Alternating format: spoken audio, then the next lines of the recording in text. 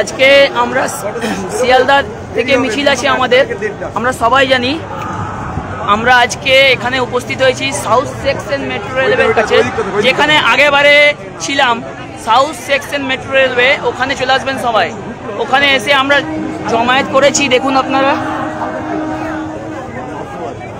আমরা জমায়েত করছি এখানে। আস্তে আস্তে আপনারা চলে আসুন সাউথ সেকশন মেট্রোর কাছে। যারা যারা আসছেন ট্রেনে, আমরা ওয়েট করছি অটো স্ট্যান্ডের পাশে, যেখানে আগের বারে করেছিলাম, যেখানে গতবারে শিয়ালদা স্টেশনে করেছিলাম সেইখানে। হ্যাঁ, এখানে ডমিনোজ ওইগুলোর দোকানের কাছে আমরা দাঁড়িয়ে আছি। আপনারা যারা খুঁজে পাচ্ছেন না তারা চলে আসুন। আজকে ওয়াকআপ বিলের জন্য আন্দোলন চলছে, তো আজকে প্রচুর ভিড় আছে, হয়তো আপনারা খুঁজে পাবেন না। তো চলে আসুন সবাই যারা যারা আসছেন।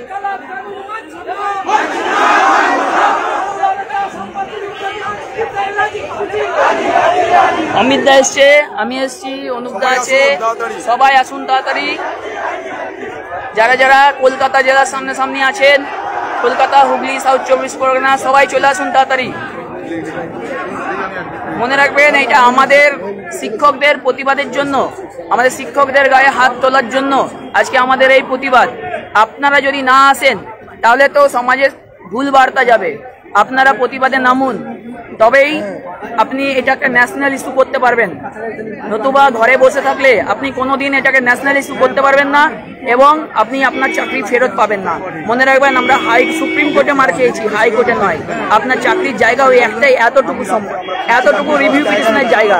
তাহলে আপনারা তাড়াতাড়ি চলে আসুন।